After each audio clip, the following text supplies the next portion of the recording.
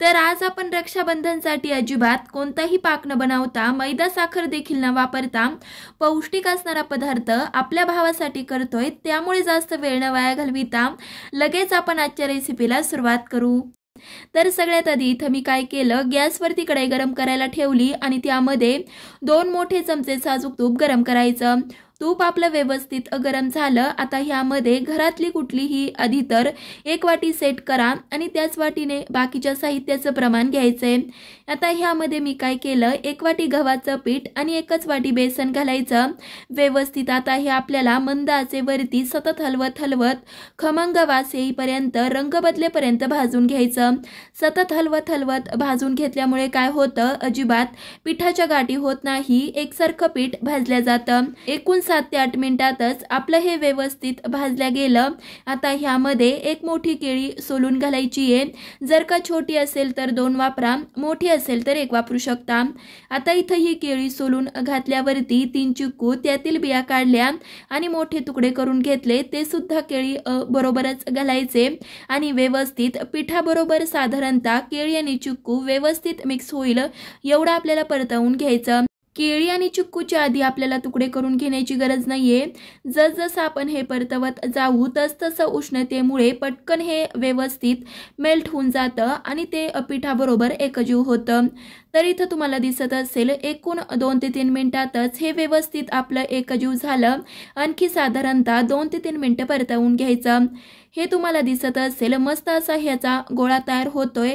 ह्याचाच अर्थ मस्त असं बर्फीचं मिश्रण तयार झालं।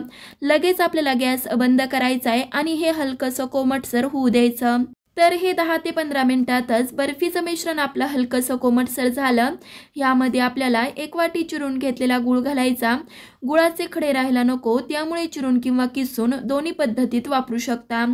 गूळ घातल्यावरती साधारणतः 1 चमचा साजूक तूप घातलं आणि व्यवस्थित पिठाबरोबर गूळ एकजीव करून घ्यायचा। आता इथं कुठेही गॅस चालू करण्याची गरज नाहीये, पिठाच्या उष्णतेमध्ये गूळ आपला व्यवस्थित मिक्स होतो। तर इथं तुम्हाला दिसत असेल, मस्त असं बर्फीचं आपलं हे मिश्रण तयार झालं। यामध्ये आवडीनुसार काजू आणि पिस्त्याचे काप घालायचेत। तुम्हाला जर का काजू आणि पिस्त्याचे काप घालायचे नसतील तर नाही घातलं तरी सुद्धा चालेल, किंवा काजू पिस्ता वापरायचा नसेल तर बदामाचे तुकडे वापरले तरी सुद्धा चालतील।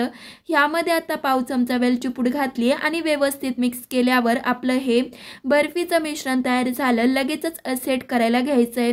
तर इथं आपल्याला बर्फी सेट करायची आहे। तर त्यासाठी काय केलं, एक स्टीलचं ताट घेतलं आणि त्यामध्ये जे आपण बर्फीचं मिश्रण तयार करून घेतलं ते घालायचं आणि चमच्याने व्यवस्थित अशा पद्धतीने बर्फी सेट करून घ्यायची आहे। तर इथं तुम्हाला दिसत असेल, आपलं हे बर्फीचं मिश्रण ताटामध्ये चमच्याने एकसारखं असं सेट करून घेतलं आणि असंच आपल्याला 10 ते 15 मिनिटं राहू द्यायचंय। 10 ते 15 मिनिटानंतर इथं मी आवडीनुसार बर्फी कट करून घेतली आहे। मध्यम साईजच्या वड्या कट करून घेतीये, तुम्हाला जशा आवडतील तशा करू शकता। आता ही बर्फी आपली कट करून झाली आहे, किती सुंदर दिसतीये ना। आता साधारणतः ही बर्फी लगेच काढायची नाहीये, फ्रीजमध्ये अर्धा तासासाठी सेट होण्यासाठी राहू द्यायची आहे। तर फ्रीजमध्ये अर्धा तास सेट करून घेतली आहे। अर्धा तासानंतर तुम्हाला बर्फ्या काढून दाखवते। तर किती सुंदर आपली ही बर्फी निघत आहे, तुम्हाला तर दिसतच असेल। तर ही बर्फी करताना अजिबात आपण कसलाही पाक तयार केला नाहीये, त्यामुळे अगदी कोणीही सहज करू शकतं। मैदा साखर देखील वापरला नाहीये, त्यामुळे अधिकच ही बर्फी पौष्टिक बनते। केळी चिक्कू वापरल्यामुळे तर काय विचारूच नका, ह्याची चव दुपटीने वाढते।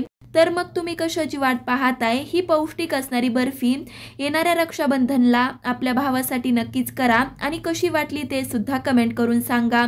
इथं मी बर्फ्या सगळ्याच काढून घेतल्या, तुम्हाला एक बर्फी तोडून दाखवते। किती आतून मऊसूत, तोंडात टाकताच विरघळणारी आपली ही बर्फी तयार झाली आहे ना। तर मग तुम्हाला आजची रेसिपी कशी वाटली ते तर तुम्ही कमेंट करून नक्कीच सांगा। अजूनही चॅनलला सबस्क्राईब केलं नसेल तर नक्की सबस्क्राईब करा। आणखी कोणत्या रेसिपीज तुम्हाला माझ्या चॅनलवर पाहायला आवडतील त्या सुद्धा मला नक्कीच सांगा। चला तर मग पुन्हा भेटूया तशाच एका नवीन साध्या सोप्या पारंपरिक रेसिपी बरोबर। तोपर्यंत धन्यवाद।